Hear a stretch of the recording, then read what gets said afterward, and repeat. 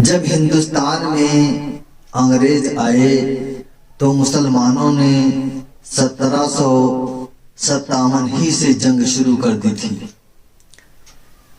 دہلی میں شاہ عبدالعزیز محدث دہلوی رحمۃ اللہ علیہ نے جب فتویٰ دیا کہ انگریزوں سے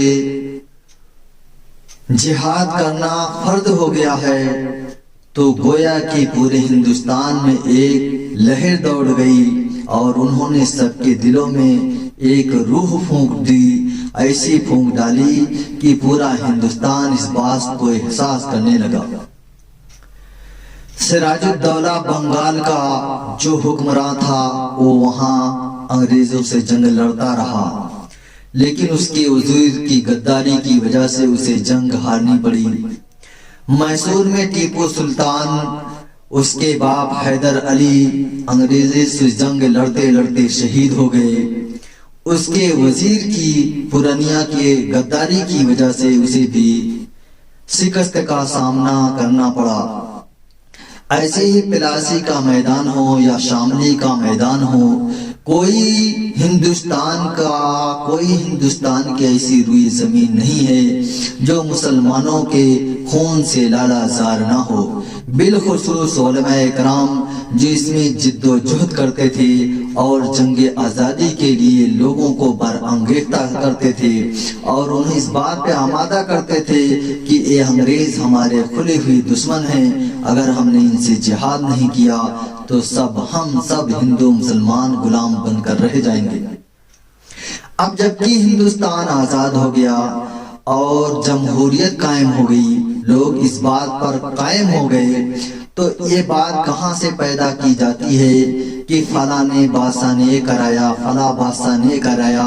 ان گدھوں اور بیوقوفوں کو میں یہ بتانا چاہتا ہوں، جس بادشاہ نے جس نے جو کیا وہ کیا، موقع پہ مسلمانوں نے جو قربانیاں دیا ہے، اگر پورے مسلمانوں کی قربانیوں کو دیکھا جائے تو حق تو انہی کا تھا اس پر حکومت کرنے کا۔ ساری جنگ انہوں نے لڑی اور انگریزوں کے بھنگانے میں تن من دھن کی بازی انہوں نے لگائی۔ دلی سے لے کے خیبر تک گویا کہ پاکستان کا ہر درخت ایسا کوئی باقی نہیں تھا جس پر علماء اکرام کی گردنیں لٹک رہی ہوں۔ انگریز انہیں توپوں کے منہ پر باندھ کر گولا داغ دیتے تھے، انہیں پھانسی دے دیتے تھے اور انہیں گولی مار دی جاتی تھی۔ بہت قربانیوں اور جفاکشی سے مسلمانوں نے اس ہندوستان کو آزاد کرایا ہے، وہ بھی غیر قومیں شامل ہوئی، وہ بھی آخر میں جب پھل کھانے کا وقت آیا اور جب جھیلنے کا وقت تھا، مصیبت کا وقت تھا، قید و بند کی صورتیں جھیلنے کا وقت تھا، کالے پانی کی جیل، مالٹا کی جیل میں انہیں سڑنے کا وقت تھا، تو تم کہاں تھے؟ آج ہندوستان آزاد ہو گیا، جن کے خون اور پسینے سے پورے ہندوستان کی زمین لالا زار ہے، انہی کو باغی اور انہی کو غدار بتاتے ہو۔ کتنی شرم کی بات ہے، تمہیں شرم کیوں نہیں آتی؟ چلو بھر پانی میں ڈوب کر مر کیوں نہیں جاتے؟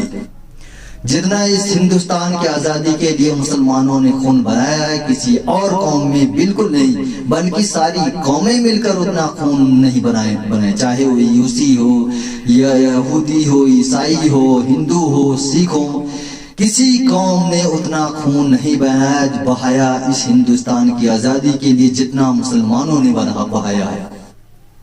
تو میرے بھائی، اب چونکہ جمہوریت قائم ہو گئی ہے اور ہندوستان آزاد ہو گیا ہے، یہ فیصلہ ہو چکا ہے، ہر ایک اپنے مذہب پر عمل کر سکتا ہے۔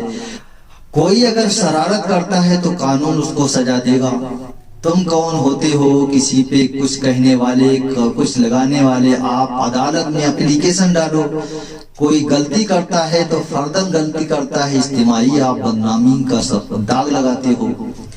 تو ہندوستان کے مسلمانوں، آپ ہندوستان کی تاریخ پڑھو، اور غیر مسلم جو اس قربانی سے ناواقف ہیں ان سے بھی میں درخواست کرتا ہوں، نہ مسلمانوں کی تاریخ پڑھو نہ ہندوؤں کی تاریخ پڑھو، بلکہ تم وہ تاریخ پڑھو جو انگریزوں نے لکھی ہے اس وقت ہندوستان کی آزادی کے لیے، وہ پڑھو تو تم کو پتہ چلے گا کہ کتنی قربانیاں مسلمانوں نے ہندوستان کے لیے دی ہیں۔